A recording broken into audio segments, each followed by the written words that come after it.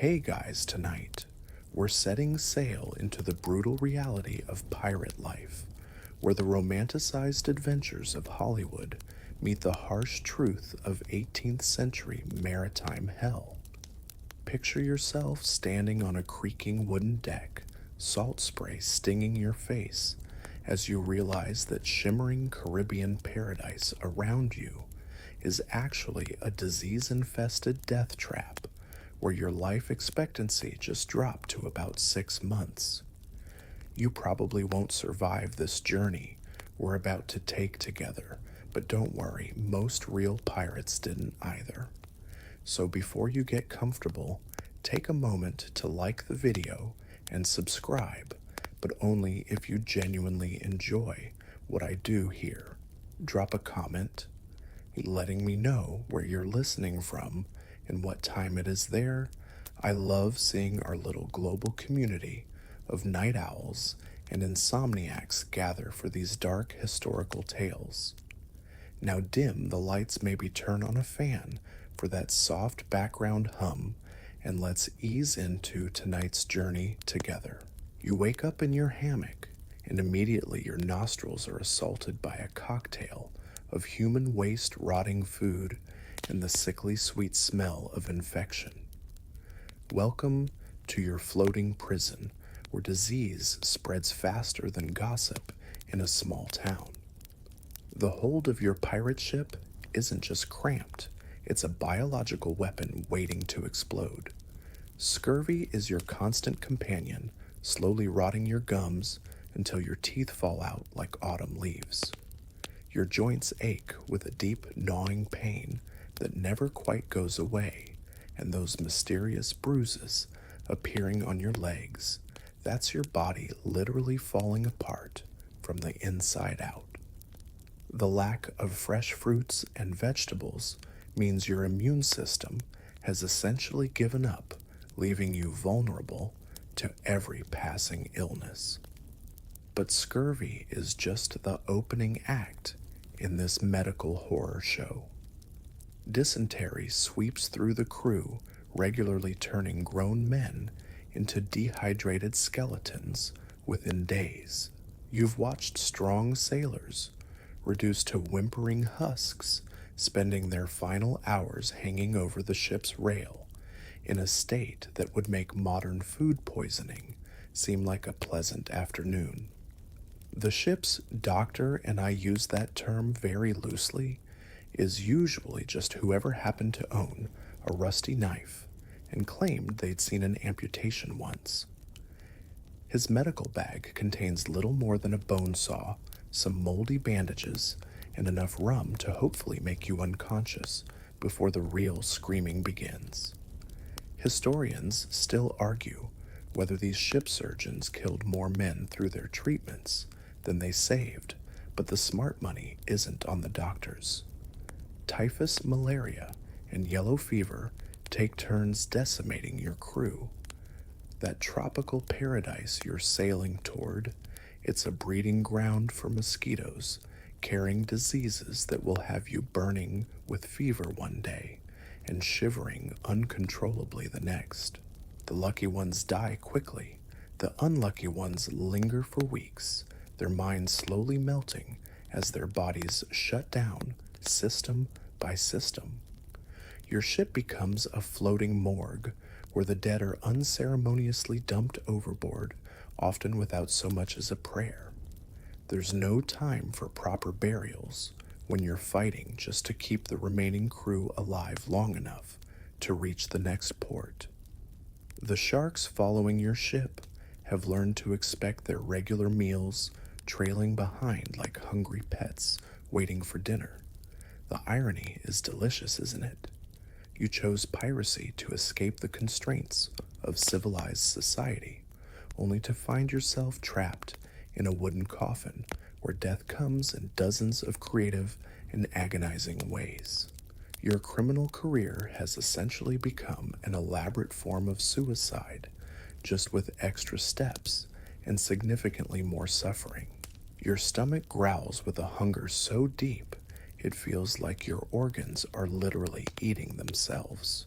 But the food Waiting for you makes starvation seem like the preferable option. You shuffle toward the galley, where the ship's cook, a man who probably learned his trade by accidentally not poisoning people too often, ladles something vaguely brown into your wooden bowl. Meet hardtack, your new best friend and worst enemy.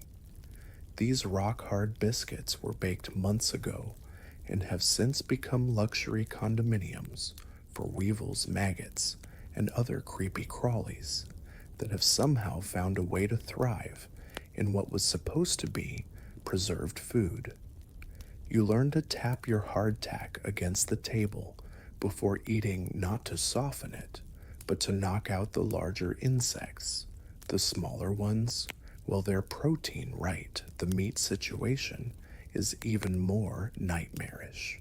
That beef, hanging in the ship's stores, has turned colors that don't exist in nature, purples and greens that would make a painter weep with envy. It's so rotten that it glows faintly in the dark, like some sort of culinary aurora borealis. You'll spend hours trying to scrape off the worst of the mold, knowing full well that what remains will still probably kill you slowly. Your water supply deserves its own horror movie. Stored in wooden barrels for months, it's developed an ecosystem all its own. Algae blooms turn it green, while mysterious organisms create a film on top that moves when you're not looking directly at it. The taste, imagine licking the inside of a boot that's been worn by someone with particularly creative foot fungus. You'll find yourself rationing this liquid nightmare, knowing that even though it might poison you, dehydration will definitely kill you faster. Salt pork becomes your staple protein, if you can call it that. This chunk of pig has been preserved in so much salt that it could probably survive nuclear winter. Before cooking, you have to soak it for hours just to make it edible, and even then it retains enough sodium to pickle your internal organs.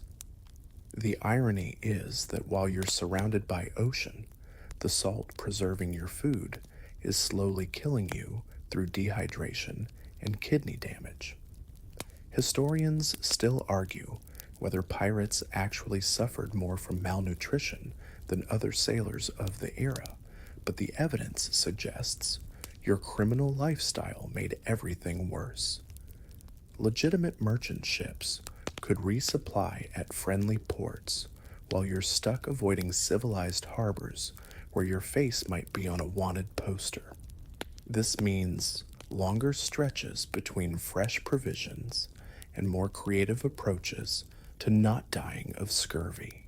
The ship's cook tries to mask the horror with whatever spices were looted from the last prize, but curry powder can only do so much when your main ingredient is essentially zombie meat.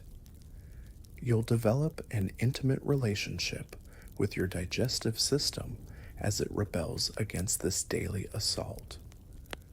Food poisoning becomes so routine that you stop noticing the difference between being sick from what you ate and being sick from one of the dozen diseases floating around the ship. Rats become gourmet dining when you can catch them. These shipboard rodents are actually cleaner than most of your official rations, having survived by being more selective about their food sources than you can afford to be. A successful rat hunt feels like Christmas morning, assuming Christmas involved skinning small mammals in a cramped, dark space while trying not to think about what the rat might have been eating. The psychological warfare of mealtime extends beyond just the food itself. You're constantly calculating whether eating will give you enough energy to offset the inevitable stomach cramps and digestive disasters that follow. Every meal becomes a gamble with death, where the house always wins, but you can't afford not to play. The morning sun hasn't even cleared the horizon when the first scream pierces the air, and you know someone's about to learn why pirate justice makes medieval torture look like a friendly disagreement. You're summoned to the main deck along with the rest of the crew to witness what passes for law and order in your floating kingdom of chaos. Today's entertainment features poor Jenkins, who made the catastrophic mistake of stealing an extra ration of rum from the communal stores. The captain stands before the assembled crew, his face wearing that particular expression of theatrical cruelty that means someone's day is about to get significantly worse.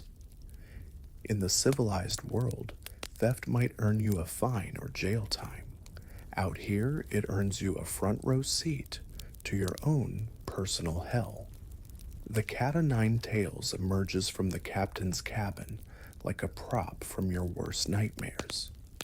9 leather strands, each knotted at the end, designed specifically to tear flesh rather than simply bruise it. You watch as Jenkins is tied to the mast, his back already trembling in anticipation of what's coming.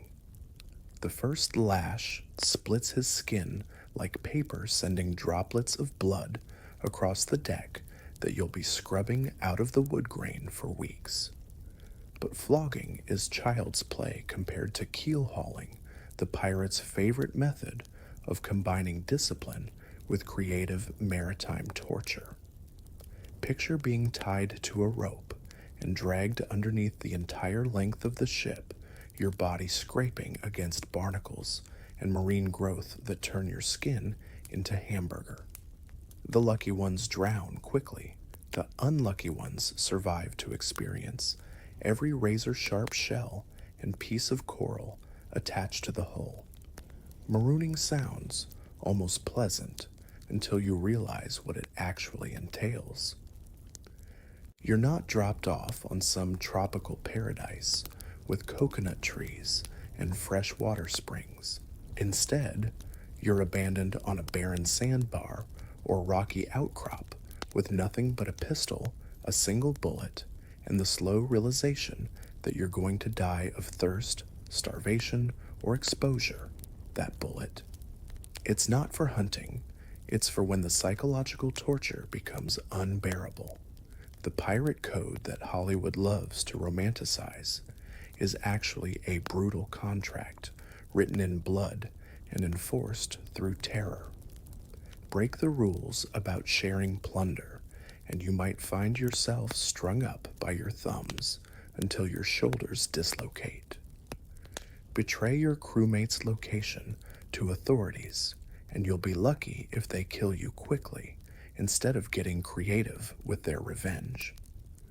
Historians still argue whether pirate discipline was actually harsher than that found in legitimate navies, but the evidence suggests your criminal colleagues had perfected cruelty into an art form.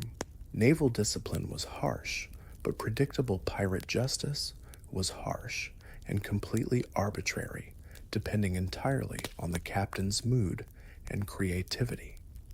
Walking the plank, despite its Hollywood fame, was actually one of the more merciful execution methods. A quick drop into shark-infested waters beats being slowly flayed alive or having your limbs systematically broken. You'll find yourself almost hoping for the plank when you see what passes for enhanced interrogation techniques among your fellow criminals. The psychological impact of witnessing these punishments is almost worse than receiving them. Every day brings the possibility that you'll be the one screaming while your crewmates watch, with a mixture of horror and relief that it's not them. Paranoia becomes your constant companion as you realize that anyone could report you for the smallest infraction, turning your closest friends into potential executioners. The captain's word is literally law, and his interpretation of justice changes with his digestive system and alcohol consumption. What earned a warning yesterday might earn a death sentence today, depending on whether he's suffering from hangover-induced irritability or just feeling particularly murderous. Your survival depends entirely on the whims of a man who probably earned his position by being better at violence than anyone else who wanted the job. The sun disappears below the horizon, and you face the nightly ritual that transforms grown men into sardines finding your sleeping space in the ship's belly. You descend through the narrow hatch into what can only be described as humanity's armpit, where 30 unwashed pirates are about to cram themselves into a space that would make a modern prison cell seem spacious. Your hammock hangs exactly 18 inches from the hammock beside you, which means every time your neighbor rolls over, you get an intimate whiff of his armpit or worse. The mathematics of personal space have been reduced to cubic inches, and you've learned to sleep while pressed against sweating strangers who haven't bathed since the last time it rained hard enough to stand naked on deck. The air down here has achieved a density that defies physics. It's thick enough to chew, flavored with a bouquet of human waste, rotting feet, and that distinctive aroma of men who've been wearing the same clothes for months. Ventilation is a concept that apparently didn't make it to pirate ship design school. What little air circulation exists comes from the occasional draft that somehow carries even worse smells up from the bilge. Your sleeping quarters double as storage space for everything from spare sails to barrels of gunpowder, which adds the constant excitement of knowing that one spark could turn your bedroom into ground zero of an explosion. Nothing says sweet dreams like drifting off while surrounded by enough explosive material to crater the ocean floor. You've learned to sleep very, very still. The hammock itself deserves special mention as a torture device masquerading as furniture. Made from rough canvas that feels like sandpaper against your skin, it cradles your body in all the wrong places while cutting off circulation to random limbs. You'll wake up with your arm completely numb, wondering if it's still attached or if it fell off sometime during the night. Getting in and out requires the athletic ability of a circus performer and the balance of a tightrope walker. Privacy is a concept that died the moment you signed up for piracy. Every bodily function, every nightmare, every moment of weakness is shared with your intimate circle of criminal roommates. That stomach bug you picked up from yesterday's questionable stew, everyone gets to experience it with you in surround sound and full sensory detail. The snoring alone could wake the dead, which is ironically appropriate since you're basically sleeping in a floating morgue anyway. 30 men with various respiratory ailments, damaged noses from fights, and alcohol-related breathing problems create a symphony that sounds like a wounded whale convention. Sleep becomes a skill. You have to relearn training your brain to ignore sounds that would normally send you running for medical help. Historians still argue whether pirates actually slept worse than other sailors, but the evidence suggests your criminal lifestyle added unique challenges to rest. Legitimate sailors had organized watch schedules and designated sleeping quarters. You're stuck with whatever space isn't currently occupied by cargo weapons or someone else's bodily fluids. The constant motion of the ship turns sleep into an extreme sport. Your hammock swings with every wave, creating a motion that's part roller coaster, part washing machine. Seasickness doesn't stop just because it's bedtime. You'll learn to sleep while fighting the urge to vomit, which is a skill they definitely don't teach in pirate school. Personal belongings are stored wherever you can wedge them, usually under your body in the hammock, to prevent theft. This means sleeping on top of your spare clothes weapons and whatever pitiful treasures you've managed to accumulate. Comfort takes a backseat to security when your pillow might be someone else's idea of loot. Remember that Maggoty hardtack from earlier? Well, the insects don't take a break just because it's nighttime.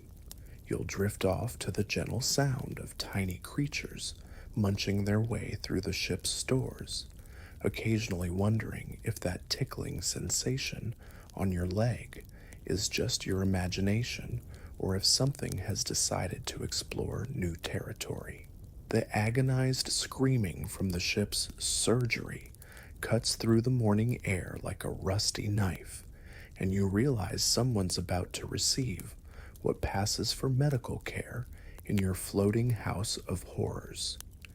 You peer through the hatch to see the ship's surgeon preparing his instruments, which look less like medical tools and more like items borrowed from a medieval torture chamber.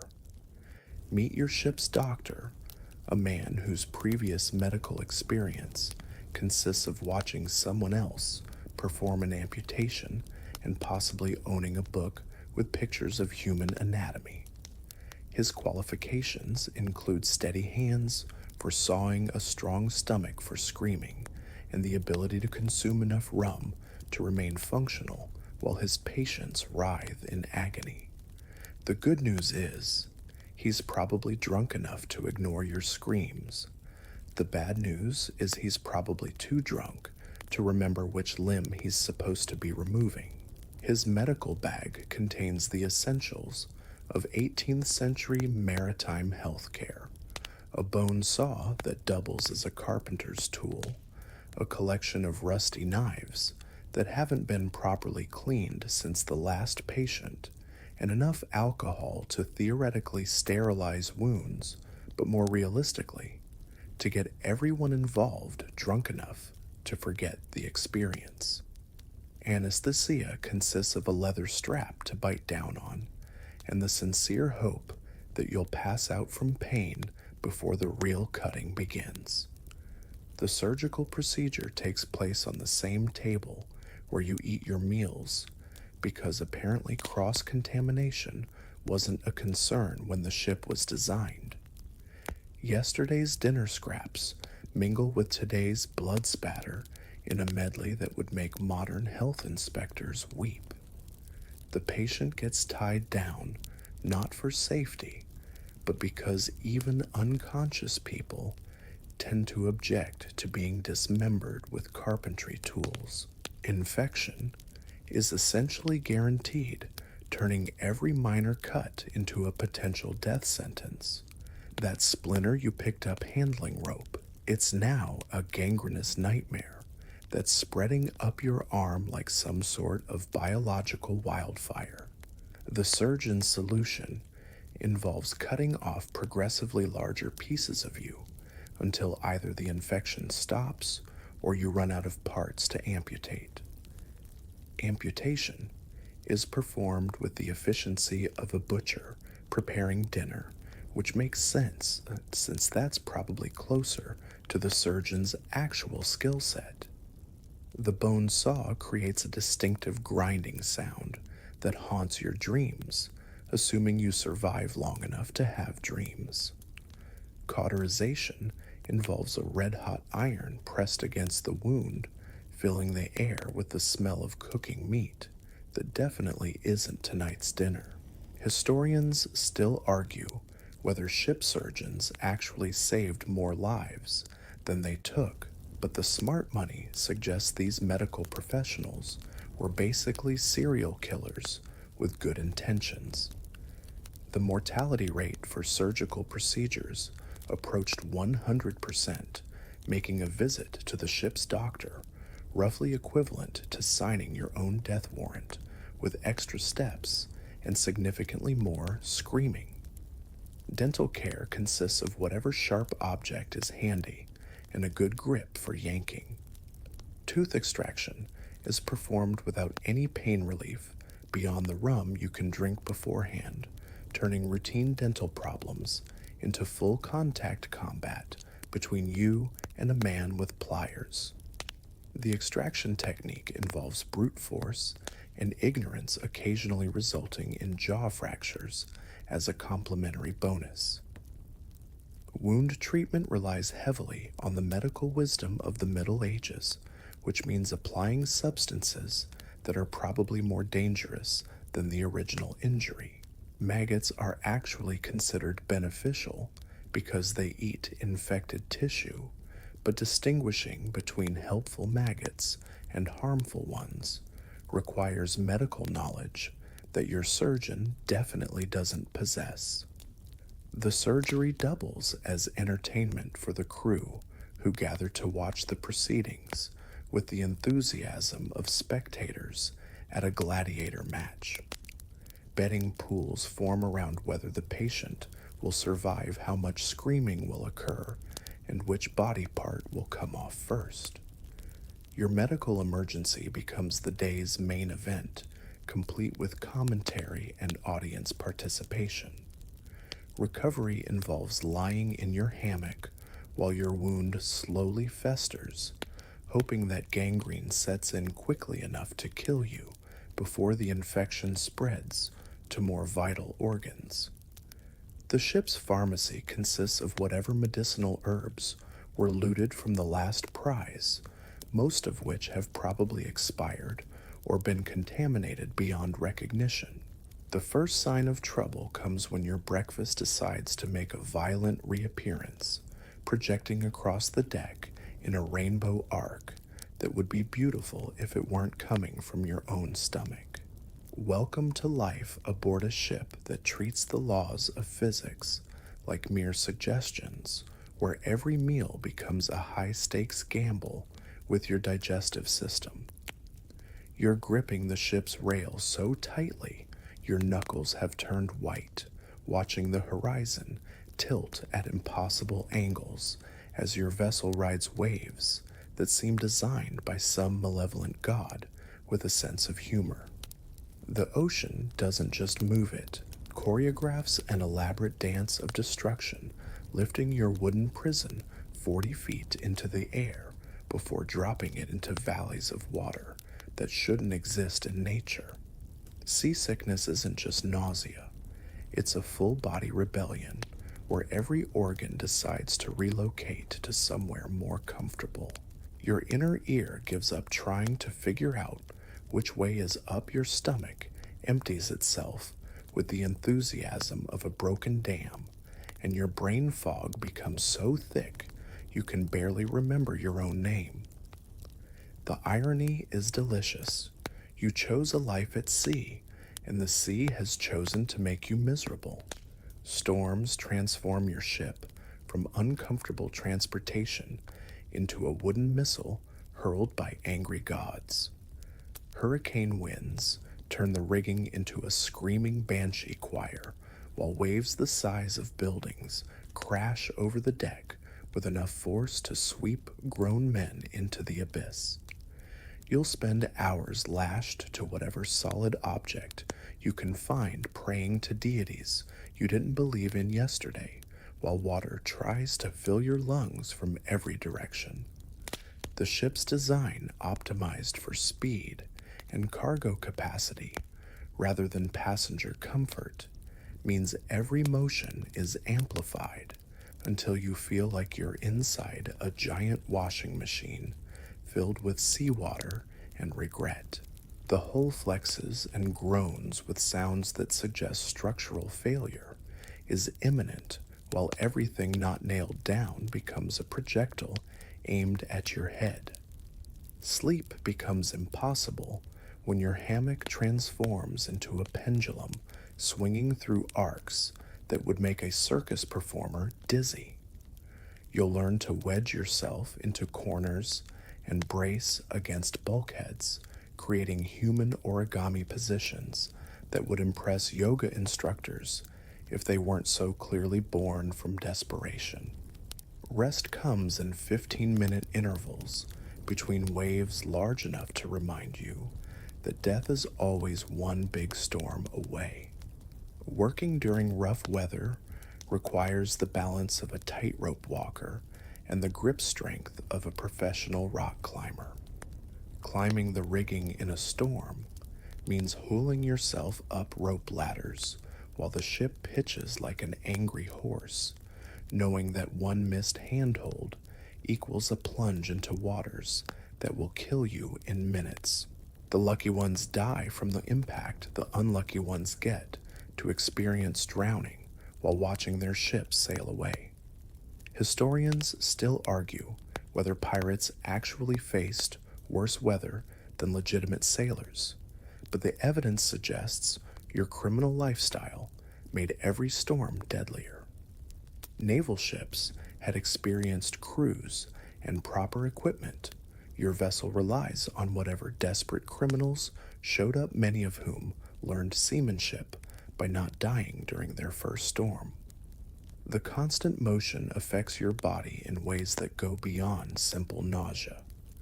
Your joints ache from constantly bracing against the ship's movement. Your muscles cramp from tension you can't release, and your balance becomes so dependent on the ship's motion that solid ground feels wrong when you finally reach port. Piracy literally changes how your body functions, rewiring your nervous system for perpetual instability.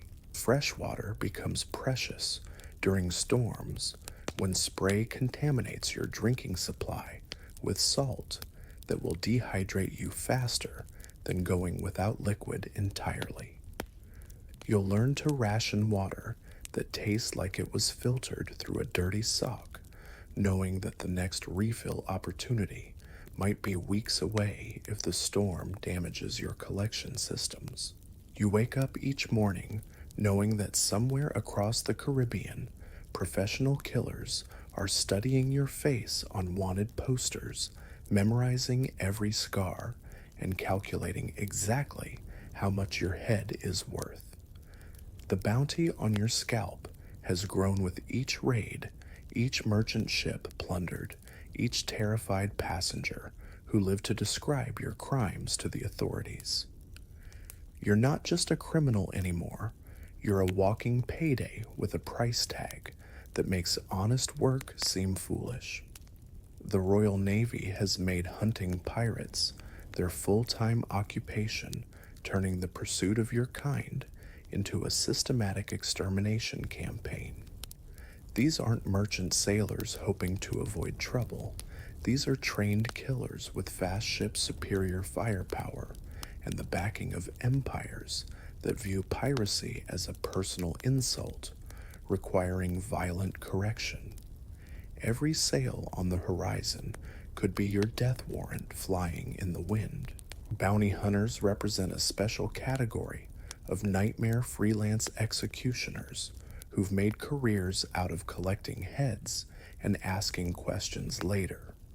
These men know every pirate hangout, every smuggler's cove, every corrupt official who might be willing to sell information about your whereabouts. They're patient, professional, and motivated by the kind of money that makes tracking you down a better investment than legitimate employment. Your reputation precedes you into every port, turning routine resupply runs into deadly games of cat and mouse. That friendly tavern keeper who serves you rum, he's calculating whether the reward money is worth the risk of betraying you. The prostitute who shares your bed, she might be memorizing your scars to provide a more accurate description to whoever's paying for information. Even other pirates can't be trusted when the bounty on your head reaches a certain threshold. Honor among thieves becomes a quaint concept when your capture could fund an entire crew's retirement. You'll sleep with one eye open, knowing that your closest allies might decide that friendship is worth less than the small fortune painted on those wanted posters. The authorities have learned to make examples of captured pirates turning executions into public spectacles designed to discourage others from following your path.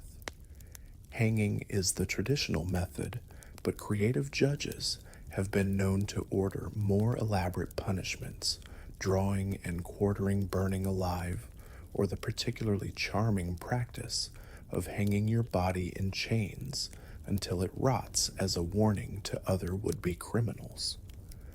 Spanish colonial governors offer special rewards for pirates who've been particularly troublesome to their treasure fleets. These aren't just monetary bounties, they're often accompanied by promises of creative torture techniques that make a simple hanging seem like a mercy killing.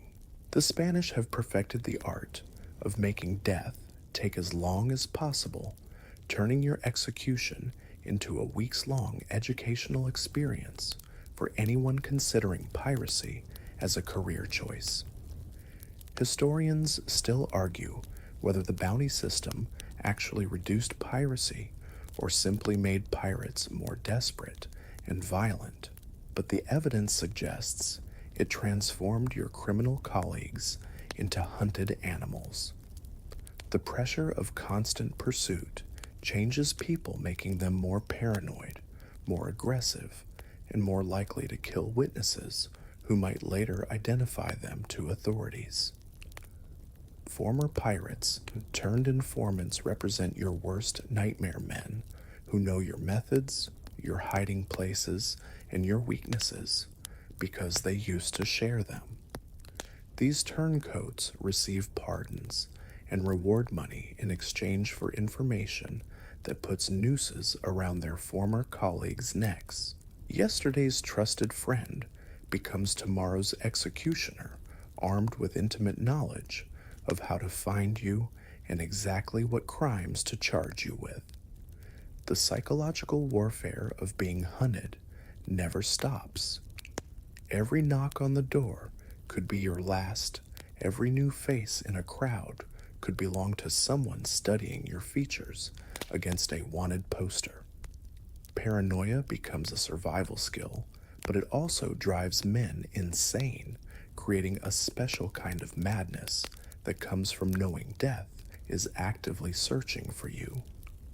Your criminal career has painted a target on your back that grows larger with every successful raid, creating a vicious cycle where success makes survival less likely. The more notorious you become, the more resources are dedicated to your capture, until eventually the entire weight of civilization focuses on putting you in the ground. Your life hangs by the thread of one man's sanity, and that thread is looking pretty frayed these days. The captain paces the deck like a caged predator, his bloodshot eyes scanning the horizon for threats that might exist only in his rum-soaked imagination.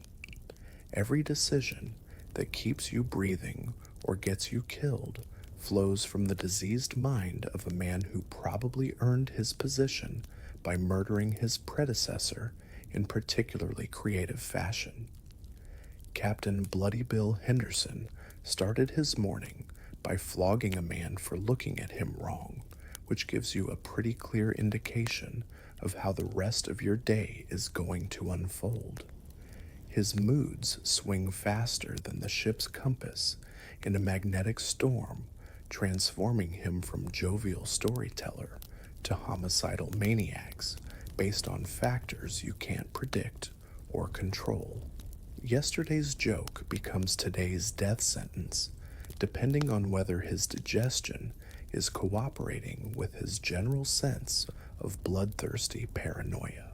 The captain's cabin is a shrine to violence and poor decision-making, decorated with the severed heads of enemies who made the mistake of crossing him.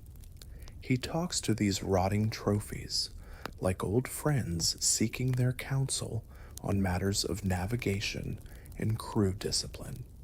Nothing says stable leadership like having philosophical discussions with decomposing human heads while planning your next raid. His authority comes not from any formal training or natural leadership ability, but from being better at violence than anyone else who wanted the job. Pirate captains aren't elected through democratic processes. They're chosen through a brutal elimination tournament where the winner gets to make life and death decisions for everyone unlucky enough to serve under him.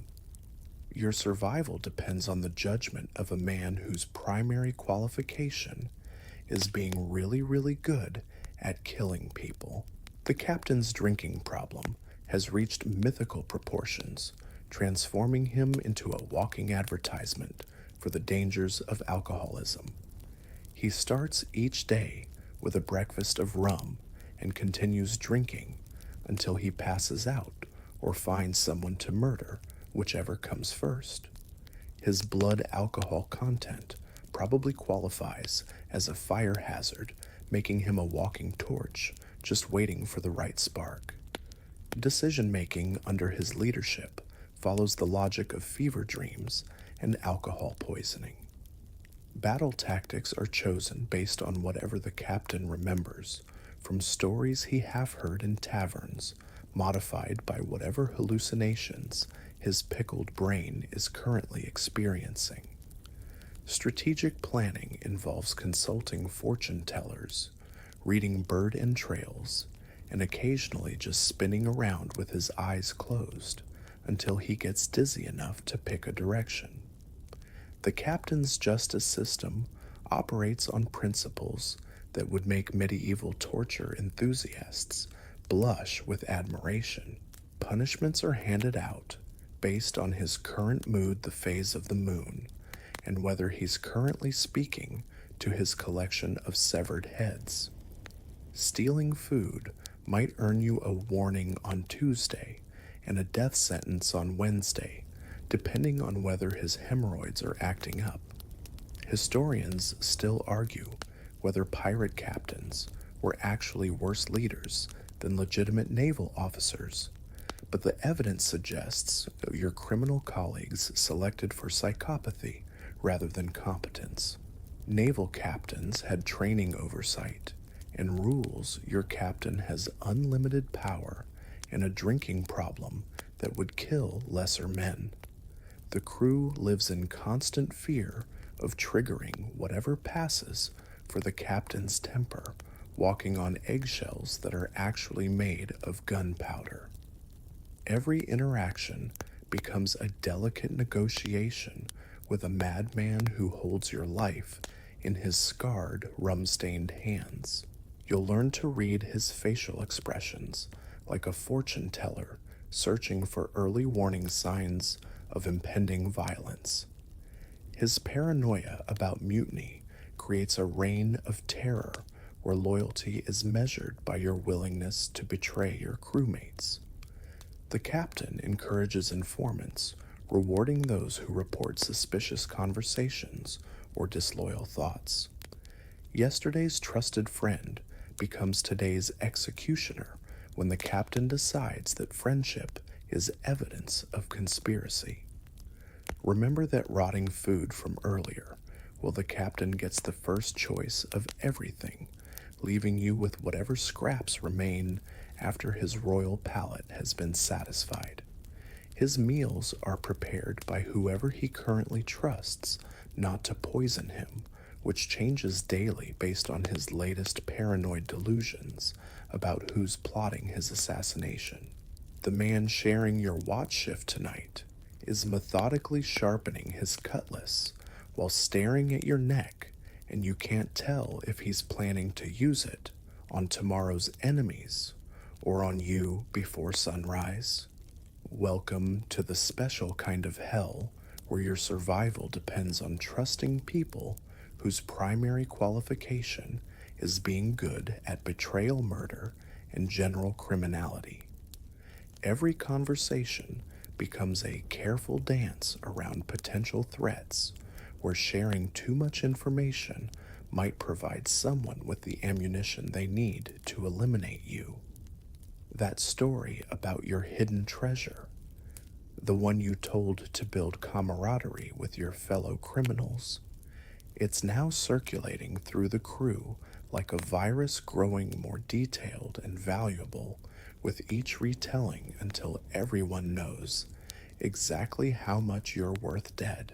Sleep becomes a tactical challenge when you're surrounded by men who've proven their willingness to kill for money, and your continued existence represents a smaller share of future profits for everyone else. You'll learn to sleep with one hand on your weapon and one eye open, developing the nervous system of a prey animal in a den of predators. The gentle sounds of snoring might be covering the whispered planning of your assassination. Mutiny isn't just a possibility, it's an inevitability as natural as sunrise and significantly more violent. The crew exists in a constant state of barely controlled rebellion, held together by shared greed and the captain's superior capacity for violence. But even the most terrifying captain can be overwhelmed by numbers, and you'll watch men calculate whether tonight's the night to slit his throat and elect a new leader through the traditional method of whoever's left standing. Your crewmates are professional paranoids who've survived by being more suspicious, more violent, and more treacherous than their previous colleagues. They'll smile while planning your death share drinks, while poisoning your rum, and sing sea shanties while sharpening the knives they plan to use on you. Trust is a luxury you literally cannot afford when everyone around you is a proven killer. The ship's power structure shifts like quicksand, with alliances forming and dissolving based on who's currently winning the ongoing war of all against all. Today's trusted ally becomes tomorrow's enemy when the political winds change or when someone offers him a better deal for your head. You'll spend hours trying to read the subtle signs that indicate whose side everyone's on, knowing that the information will be obsolete by morning. Information becomes a weapon more dangerous than any cutlass, and controlling it means controlling who lives and dies. That loose-lipped confession about your past crimes, it's now being weaponized against you by men who collect secrets like ammunition. Knowledge of your weaknesses, fears, and mistakes becomes currency in a marketplace where everything is for sale, including your life. Historians still argue whether pirate crews were actually more treacherous than other criminal organizations, but the evidence suggests the combination of isolation, desperation, and greed created a perfect storm of betrayal. Land-based criminals could escape their colleagues. You're trapped on a floating prison with people who've already proven their willingness to kill for money. The crew's loyalty extends exactly as far as their next paycheck, making every man a potential enemy when resources get scarce. That generous soul who shared his rations with you during the last shortage, he's currently calculating whether eliminating you would increase his own survival chances during the next crisis. Friendship becomes a tactical decision rather than an emotional connection. Poisoning represents the thinking man's approach to murder, and you'll learn to be suspicious of every meal, every drink, and every kindness offered by your fellow criminals. That extra rum ration might be generosity, or it might be laced with something that will have you writhing in agony while your killer goes through your belongings looking for valuables. The psychological warfare never stops, as each crew member tries to identify the other's weaknesses while hiding their own. You'll become an expert at reading micro-expressions, detecting lies, and identifying the subtle signs that someone's planning violence. Survival requires the social skills of a diplomat, combined with the paranoia of a professional spy. Remember that diseased, maggot-infested floating prison from earlier? Well, it's also a pressure cooker where dangerous men are forced into close quarters with limited resources and unlimited opportunities for betrayal. The result is a social experiment in human treachery that would make sociologists weep. The merchant ship on the horizon looks like easy prey, a fat, slow galleon, heavy with cargo and lightly armed, but you've learned that easy is a word that doesn't exist in the pirate vocabulary. As your crew prepares for what should be a routine raid, you're mentally cataloging all the ways this seemingly simple operation could transform into a floating massacre, with you playing the starring role as a corpse. The battle plan, such as it is, was developed by your captain during one of his more creative drinking sessions and involves tactics that would make military strategists weep with despair. The basic strategy appears to be sail directly at them while screaming and hope everything works out, which has roughly the same success rate as most pirate planning. You're about to risk your life based on a plan that was literally scribbled on the back of a rum bottle label. As your ship closes the distance, you realize the merchant vessel's crew is larger than expected, better armed than anticipated, and significantly more willing to fight than your captain's intelligence suggested. Those defenseless traders are actually well-trained sailors with military experience, proper weapons, and the distinct advantage of fighting from behind sturdy barricades while you're exposed on deck like targets in a shooting gallery. The first volley of musket fire turns your romantic notions of swashbuckling adventure into a reality check delivered at high velocity. Lead balls whistle past your head with the sound of angry wasps, occasionally finding their mark in the screaming pirate beside you. Blood spatters across the deck in patterns that would be artistic if they weren't coming from your crewmates' vital organs. Your boarding attempt becomes a masterclass in how not to conduct naval warfare. Half your crew misses the enemy ship, entirely plunging into shark-infested waters, where they discover that swimming in full gear is significantly more difficult than it looks in the recruitment pamphlets. The other half makes it aboard just in time to discover that the merchants have prepared a reception committee armed with cutlasses, pistols, and years of pent-up frustration about piracy. The close quarters combat reveals that most of your fellow pirates learned their fighting techniques from tavern brawls and drunken arguments, which proves inadequate against professional sailors who've been trained to kill people efficiently.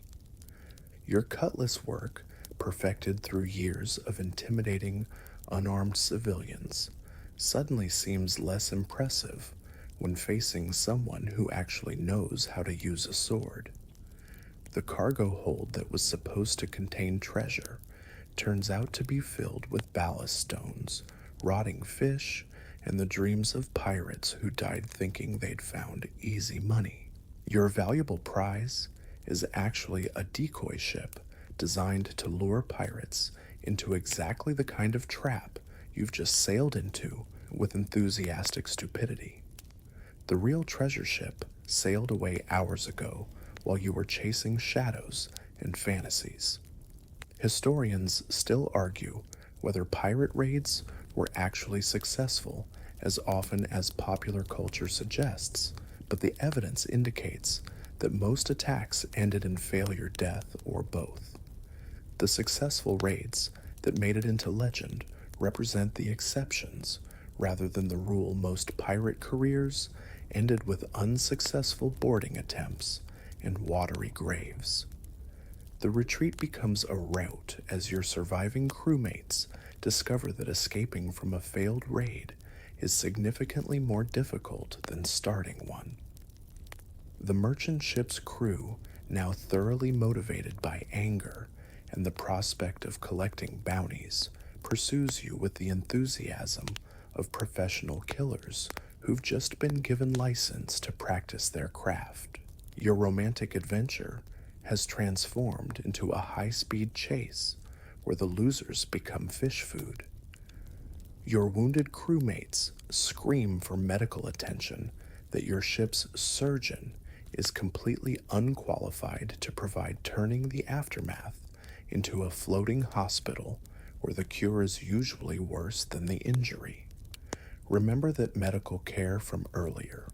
Well, battlefield surgery involves even less finesse and significantly more screaming as the doctor tries to patch holes in people who are bleeding out faster than he can work. The psychological impact of watching your friends die for nothing hits you as the adrenaline fades and reality sets in. These weren't deaths in service of some noble cause. They were deaths in service of a failed robbery attempt that netted you nothing but fresh corpses and the knowledge that your criminal career might be shorter than originally anticipated. The failed raid leaves your crew weaker, poorer, and significantly more desperate than before, which historically leads to even worse decision-making and more dangerous raids. Success breeds caution, but failure breeds the kind of reckless desperation that turns pirates from criminals into suicide bombers with cutlasses. That tropical paradise shimmering on the horizon looks like salvation after weeks of cramped ship life. But you're about to discover that Mother Nature designed the Caribbean as an elaborate death trap disguised as a vacation destination. Those pristine beaches and swaying palm trees are actually the front door to a biological weapons laboratory where everything from the insects to the water is actively trying to kill you. You wade ashore through crystal clear water that's teeming with invisible microscopic assassins, each one eager to take up residence in your digestive system and begin the slow process of eating you from the inside out. The sand between your toes feels like paradise until you realize it's contaminated with parasites that will spend the next few weeks burrowing through your skin like tiny persistent miners looking for new territory to colonize. The lush jungle beckoning from beyond the beach is actually a green hell where every plant, animal, and insect has evolved specifically to make your life miserable. Those beautiful flowering vines, they're covered in toxins that will leave you blind and screaming. That refreshing stream bubbling through the rocks, it's a highway for diseases that will turn your bowels into a liquid nightmare that makes your ship's food poisoning seem like a pleasant afternoon snack. Mosquitoes the size of small birds descend on your crew like tiny vampires carrying a sample pack of tropical diseases. Malaria, yellow fever, and dengue fever compete to see which can kill you most creatively, while the mosquitoes themselves seem to have been designed by someone with a particularly vindictive sense of humor. You'll spend your nights slapping at buzzing clouds of insects that treat your blood like an all-you-can-drink buffet. The local indigenous population, understandably upset about uninvited visitors who rape, pillage, and murder for a living, have developed sophisticated methods for expressing their displeasure. Those friendly natives from adventure stories turn out to be highly skilled warriors who've been dealing with European pirates for decades and have perfected techniques for killing intruders that would make your ship's torture specialists take notes. Spanish colonial forces patrol these islands with the dedication of professional exterminators, viewing pirates as vermin to be eliminated rather than opponents to be fought honorably. These aren't merchant sailors hoping to avoid trouble. These are trained soldiers with military equipment, local knowledge, and standing orders to show pirates exactly the same mercy that pirates show their victims, which is to say, absolutely none whatsoever. The tropical climate that looks so inviting from your ship's deck turns out to be a humidity chamber designed to cook you slowly in your own sweat. The heat doesn't just make you uncomfortable, it actively tries to kill you through heat stroke dehydration and the kind of exhaustion that makes thinking clearly impossible. You'll discover that wearing leather and metal clothing in tropical heat is essentially the same as slow cooking yourself. Freshwater becomes a deadly gamble when every stream and spring might be contaminated with parasites that consider human intestines to be luxury accommodations. That crystal clear mountain spring, it's home to microscopic creatures that will turn your digestive system into their personal playground, creating symptoms that make your ship's dysentery outbreaks seem like minor inconveniences. Historians still argue whether tropical diseases actually killed more pirates than combat, but the evidence suggests that paradise was more dangerous than any naval battle. The mortality rate for European pirates in the Caribbean was astronomical, with most crews losing more men to disease and environmental hazards than to enemy action. The fruit that looks so appetizing after months of ship rations might be the last thing you ever eat, as tropical plants have evolved creative ways to poison anything stupid enough to consume them. That mango might be delicious, or it might contain enough toxins to shut down your nervous system while you're still conscious enough to regret your botanical ignorance.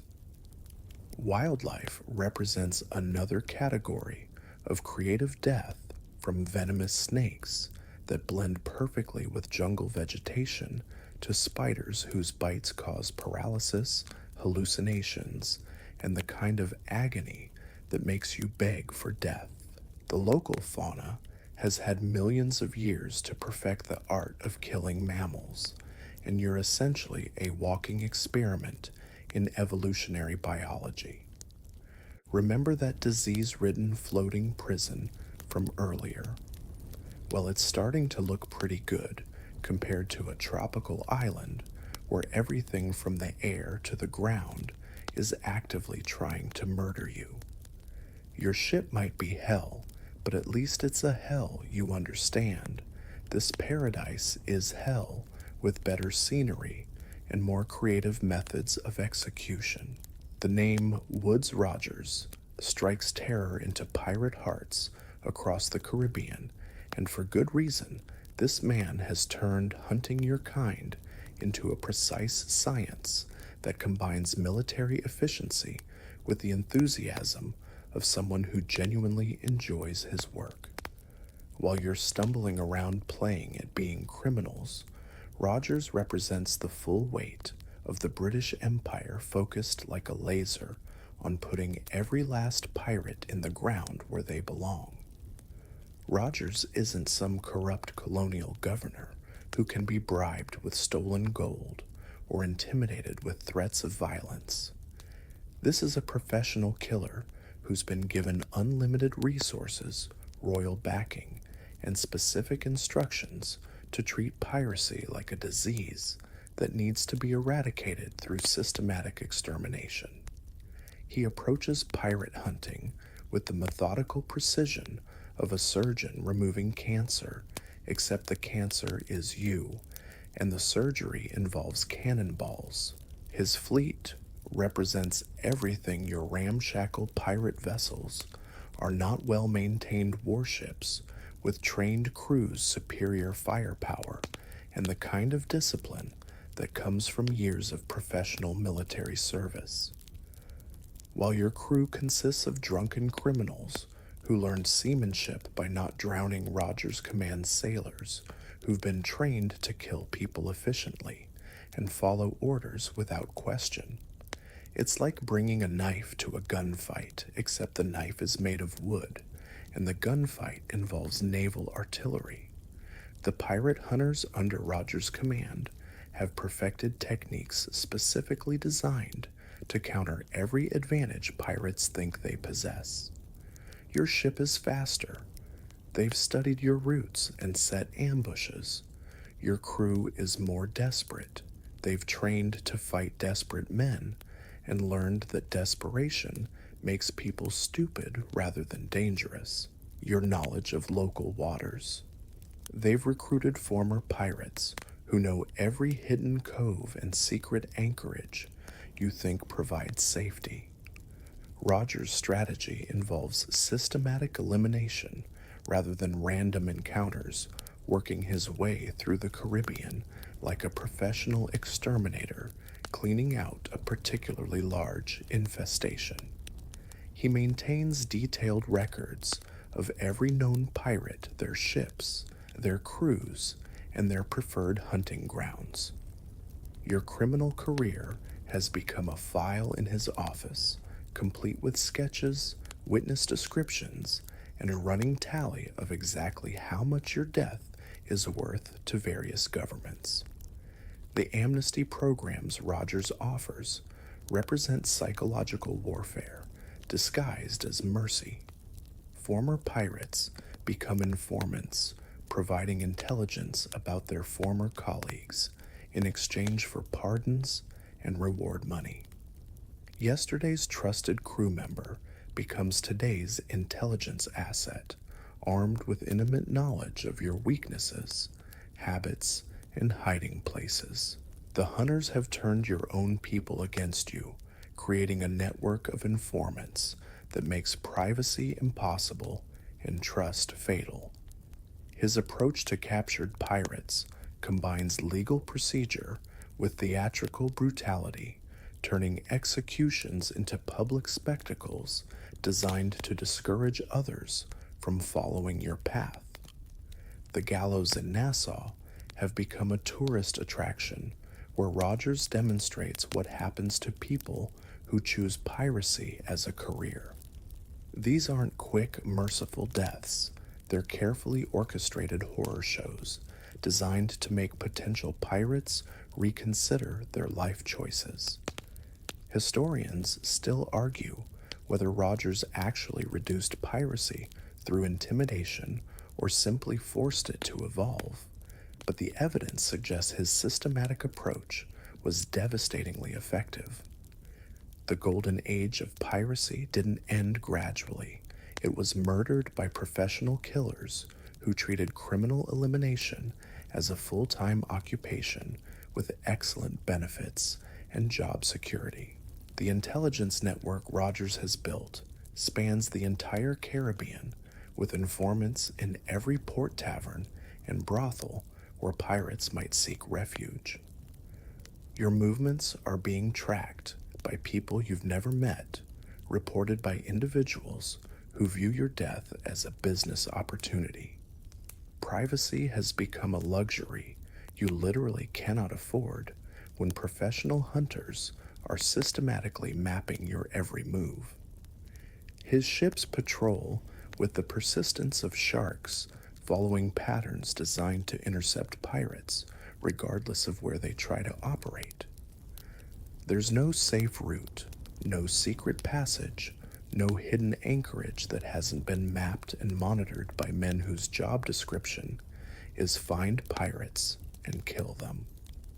The ocean itself has become a trap with Rogers, as the patient spider waiting for you to make the mistake that puts you within reach of his web. The psychological impact of being hunted by professionals changes the entire dynamic of piracy, transforming swaggering sea rogues into nervous fugitives who jump at shadows. Rogers hasn't just made piracy more dangerous, he's made it psychologically unsustainable by proving that the hunters are better organized, better equipped, and significantly more professional than the hunted. The treasure map in your captain's cabin is beautifully hand-drawn, complete with mysterious symbols and an elaborate X marking the spot where untold riches supposedly wait to be discovered. But you're about to learn that most pirate treasure maps were created by the same people who sell unicorn insurance and swampland in Florida. The romantic notion of buried treasure is essentially a fantasy invented by people who've never actually met real pirates or understood how criminal economics actually work. Real pirates, being the practical businessmen, they were spent their money immediately on the three things that matter most to men facing imminent death: alcohol, prostitutes, and more alcohol. The idea of burying perfectly good gold on some random beach makes about as much sense as investing in a retirement plan when your life expectancy is measured in months. Why save money for a future you're probably not going to live to see when you can spend it right now on rum and women?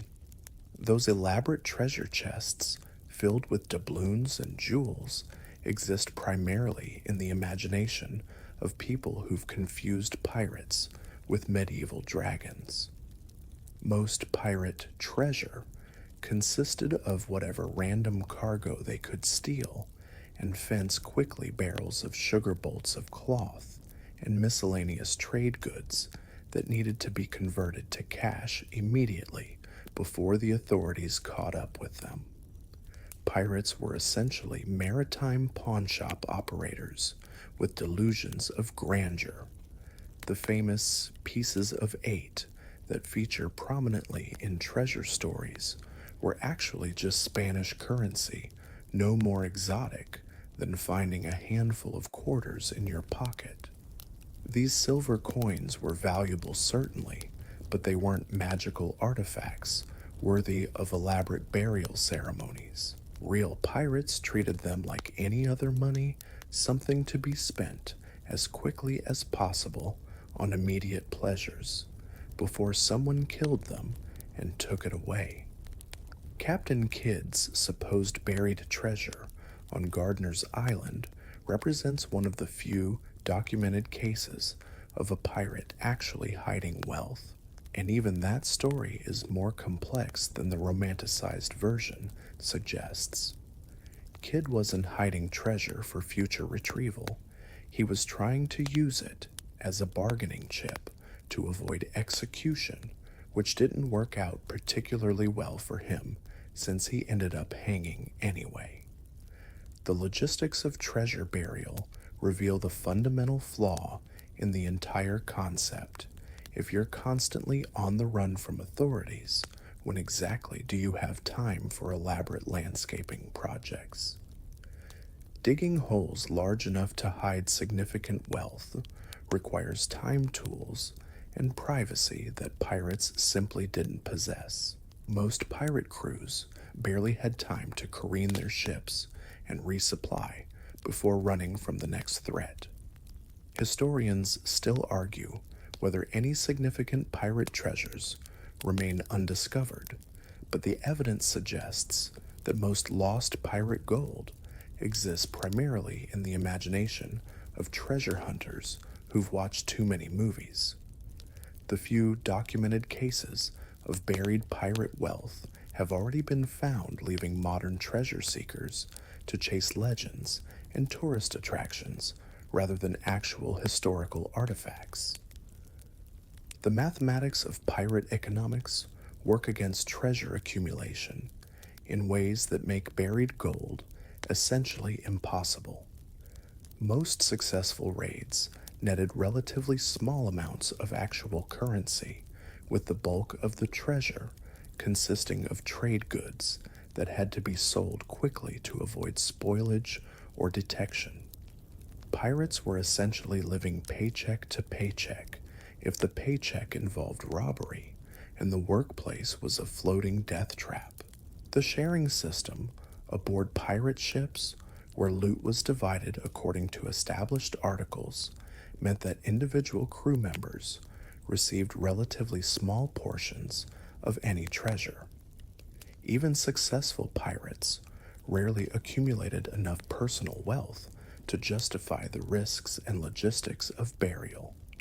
Your share of the treasure was usually spent before you reached the next port, leaving nothing to hide except empty pockets and unfulfilled dreams. Modern treasure hunting operations that search for pirate gold are essentially expensive ways to explore underwater archaeological sites while pretending to look for wealth that was spent centuries ago on rum and prostitutes. The real treasure is the historical knowledge gained from these expeditions, but that doesn't pay for the expensive equipment needed to search the ocean floor for imaginary gold. The few genuine pirate treasures that have been discovered consist primarily of ship equipment, weapons, and personal effects, rather than the chests of gold coins that feature in adventure stories. These artifacts are valuable to historians and museums, but they're not the kind of treasure that funds retirement or justifies elaborate expeditions to remote islands. Remember that Maggoty food and disease-ridden ship life from earlier? Well, those represent the reality of pirate existence, men living day to day in conditions that made long-term planning impossible and wealth accumulation a luxury they couldn't afford. The treasure was always just out of reach, usually because it never existed in the first place. The morning cannon fire that signals the start of battle sounds romantic until you realize that those aren't ceremonial noisemakers. They're instruments of death hurling iron balls designed to turn human beings into red mist and kindling. You're crouched behind whatever cover you can find as the enemy ship's artillery transforms your floating home into a splintering nightmare where every piece of flying wood becomes a potential executioner. The first broadside hits your ship with the sound of the world ending, sending chunks of oak and iron screaming through the air like horizontal hail made of death. That romantic notion of swashbuckling sword fights evaporates instantly when you see what a 12-pound cannonball does to a human torso. It doesn't wound, it erases, leaving behind wet stains and traumatic memories that will haunt your nightmares, assuming you survive long enough to have them. Your ship's guns answer with their own thunder, but naval gunnery is more art than science when both vessels are pitching in heavy seas. Most shots miss their targets, entirely disappearing into the ocean with disappointing splashes that represent wasted gunpowder and missed opportunities to avoid dying horribly. The few shots that connect create devastation that makes your worst fears seem optimistic by comparison. Loading and firing ship's cannons during battle requires the coordination of a ballet troupe and the strength of professional weightlifters, all while people are actively trying to kill you with high-velocity iron. The gun crews work in carefully choreographed chaos, ramming powder and shot down smoking barrels while praying that the next enemy broadside doesn't turn them into human confetti. One mistake in the loading sequence can result in the cannon exploding and taking half the gun crew with it. The smoke from dozens of cannon creates a fog of war that makes visibility nearly impossible, turning the battle into a deadly game of blind man's bluff, where everyone's armed with instruments of mass destruction. You'll fire at muzzle flashes and shadows, never quite sure if you're shooting at enemies or your own reflection in the smoke.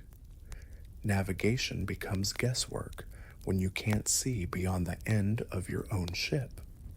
Grapeshot represents artillery's answer to close-range crowd control, turning cannons into giant shotguns that spray metal fragments across enemy decks like deadly rain. When the ships close to boarding distance, these weapons transform human beings into abstract art painted in blood and rendered in screaming. You'll watch entire sections of the enemy crew simply cease to exist, replaced by red smears and the kind of silence that follows sudden death.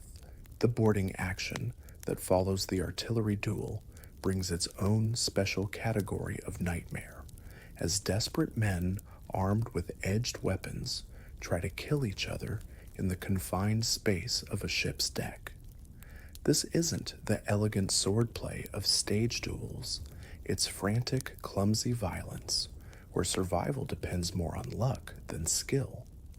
Your cutlass work practiced against straw dummies and drunk crewmates proves inadequate against someone who's genuinely trying to separate your head from your shoulders. Historians still argue whether naval combat was actually more deadly than land battles, but the evidence suggests that fighting on ships added unique hazards that made death more likely and survival more miraculous.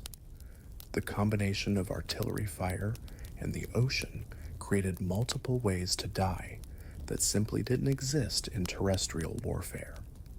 Fire aboard wooden ships creates a special kind of terror that combines the fear of burning alive with the fear of explosive ammunition stores. One spark in the wrong place can transform your vessel into a floating bomb that will vaporize everyone aboard in a blast visible from miles away. You'll fight fires while fighting enemies, trying to prevent your ship from becoming your own funeral pyre. The wounded and dying create their own battlefield hazards, as injured men become obstacles that trip the living and slick the deck with blood that makes footing treacherous. Medical care during battle consists of dragging wounded men out of the way and hoping they die quietly enough not to distract the survivors from the business of killing the enemy before the enemy kills them. The psychological impact of watching friends die violently creates a special kind of combat stress that can break men's minds as effectively as cannonballs break their bodies. You'll develop the 1,000-yard stare of someone who's seen too much death delivered too quickly, assuming you live long enough to develop psychological problems rather than simply becoming another casualty statistic. Remember that cramped, disease-ridden, floating hell from earlier? Well, it's now a cramped, disease-ridden floating hell that's also on fire and filled with people trying to kill you with edged weapons while artillery explodes around your head. Naval combat takes every existing problem with pirate life and adds the immediate threat of violent death delivered at high velocity. Death comes for pirates in as many creative ways as there are stars in the Caribbean sky, and you've had front row seats to watch your fellow criminals discover just how many different methods the universe has devised for ending a pirate's career permanently. Whether it's the slow agony of tropical disease, the sudden violence of naval combat, or the theatrical brutality of public execution, your criminal colleagues have sampled every item on death's elaborate menu. The gallows represent the most traditional ending to a pirate career, where you get to dance the hempen jig while crowds cheer your final performance. Hanging sounds quick and merciful until you experience the reality, a slow strangulation that can take minutes while you kick and struggle your face, turning purple as your brain slowly suffocates. The lucky ones break their necks in the fall. The unlucky ones get to experience every second of their death while spectators place bets on how long you'll twitch.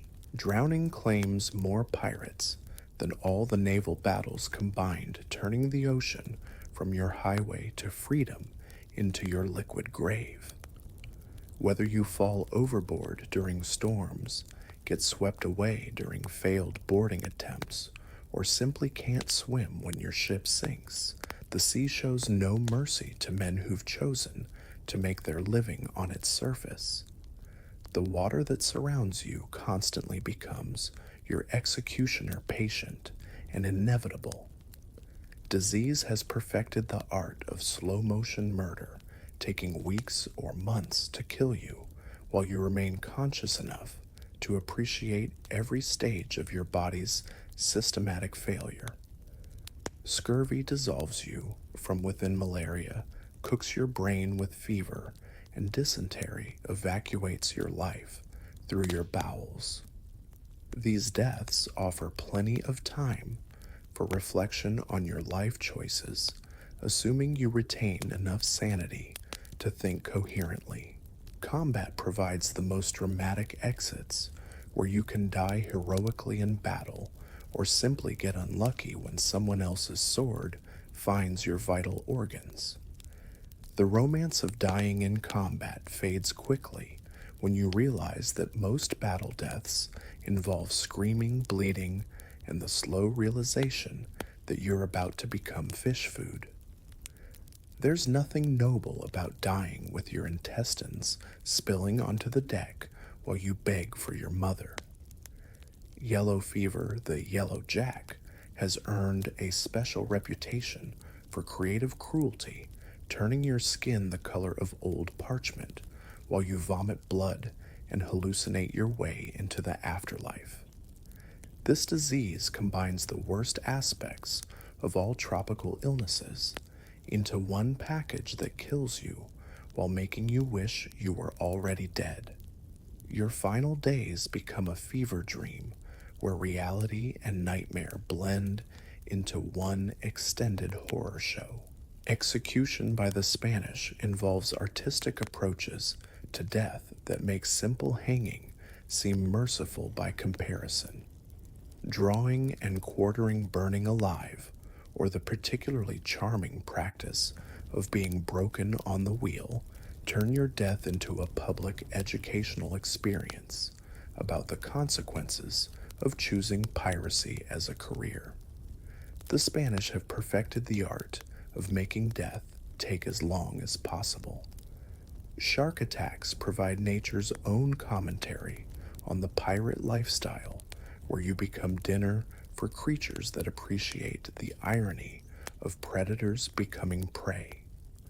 The ocean's apex predators have learned to follow pirate ships like floating restaurants, knowing that human stupidity provides regular meals delivered directly to their dining room. You'll spend your final moments as an appetizer in a meal you never intended to provide. Historians still argue whether pirates actually died more violently than other criminals of the era, but the evidence suggests that choosing a life at sea added unique hazards that made survival increasingly unlikely. The combination of violence, disease, environmental dangers, and legal consequences created multiple pathways to death that intersected like a deadly maze with no safe exit.